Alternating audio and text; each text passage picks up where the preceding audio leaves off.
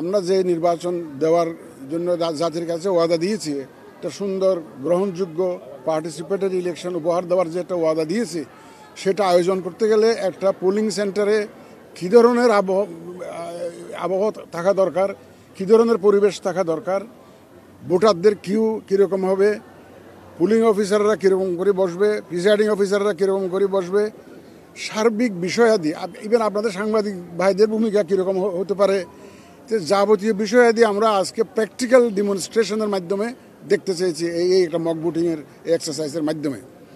এখানে আপনারা দেখেছেন ভোটাররা আসছে, লাইনে দাঁড়িয়ে আস্তে আস্তে তারা পুলিং সেন্টারের মধ্যে ঢুকছে। তারপরে ওই যে স্লিপটা নিয়ে দেখাচ্ছে, পুলিং অফিসার ডাক দিচ্ছে, তারপরে ওই যে assistant presiding officer ballot paper দিচ্ছে, তারপর ওই যে মার্কিং সিল নিয়ে প্রাইভেট রুমে ঢুকে ভোট দিয়ে বাক্সে ফেলতেছে। এই এক্সারসাইজটা অনেকেই জানে না, কিন্তু বিশেষ করে আমাদের যারা নতুন ভোটার প্রথমবারের মতো ভোট দিবেন, তারা জীবনে এই ভোট দেখেই নাই, গত 15 বছরের মধ্যে যারা ভোটার হয়েছে তারা দেখেই না, প্র্যাকটিক্যাল অভিজ্ঞতা নাই। এইটার মাধ্যমে একদিকে একটা অভিজ্ঞতা সঞ্চারও হচ্ছে, আর অন্যদিকে আমাদের একটা রিয়েল টাইম যে একটা অ্যাসেসমেন্ট অফ দ্য সিচুয়েশন। কারণ আমরা নর্মালি 8টার থেকে ভোট শুরু করি, 4টার সময় শেষ করি। এখন আমাদের অতিরিক্ত দায়িত্ব হিসাবে একটা রেফারেন্ডাম, একটা গণভোট একটা এসছে। এই গণভোট একসাথে করতে হবে আমাদের। তো গণভোট যদি একসাথে করতে হয়, তাহলে আমাদের টাইম ম্যানেজমেন্টের একটা বিষয় আছে। এই আজকের এই অ্যাসেসমেন্টের ভিত্তিতে আমরা ঠিক করব যে আমরা যে ভোটার সেন্টার যে 42,500+ যে পোলিং সেন্টার ঠিক করেছি, whether this number of polling stations are sufficient or not, এটা কি আমাদের জন্য পর্যাপ্ত, না আমাদের ভোটের পুলিং সেন্টার বাড়াইতে হবে, নাকি পুলিং বুথ বাড়াইলে চলবে।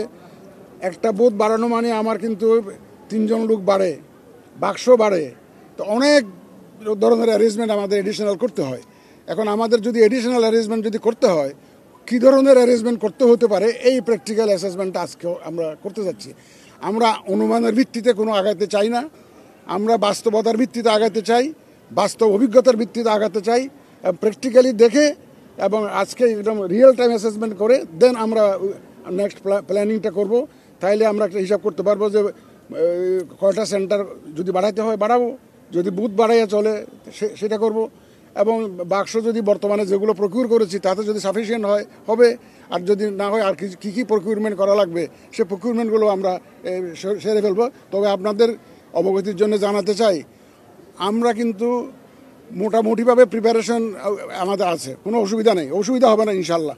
আমরা সবাই মিলে ইনশাল্লাহ যে ওয়াদা জাতিকে দিয়েছি সেটা আমরা ইনশাল্লাহ ডেলিভার করব। এবং আপনাদের আমি তো বারবার করে বলে যাচ্ছি, এই যে আপনারা দেখে গেলেন, আমরা এইভাবে উন্মুক্তভাবে করতে চাই। আজকে মক ভোটিংটা যেরকম হলো, আমরা সেইভাবেই একটা ইলেকশন উপহার দিতে চাই। আমরা কেন, এই সাংবাদিক ভাইরা অনেকে বলেন যে আমাদেরকে ভিতরে থাকতে দিতে হবে। আপনারা দেখলেন একটা রুমের মধ্যে এজেন্টসরা আছে, পুলিং অফিসার আছে, প্রিসাইডিং অফিসার আছে, ভোটাররা ঢুকছেন। তাহলে এখন সাংবাদিক ভাই আমার এখানে আবার অবজারভাররা আসবে, দেশি বিদেশি অবজারভাররা আসবে। এখন সাংবাদিক ভাইরাও যদি ওখানে ঢুকে যদি এখন ধাক্কি করে যদি অনেকক্ষণ যদি দাঁড়িয়ে থাকেন, তাহলে এই একটা হজবরল অবস্থা সৃষ্টি হবে পুলিং সেন্টারের ভিতরে।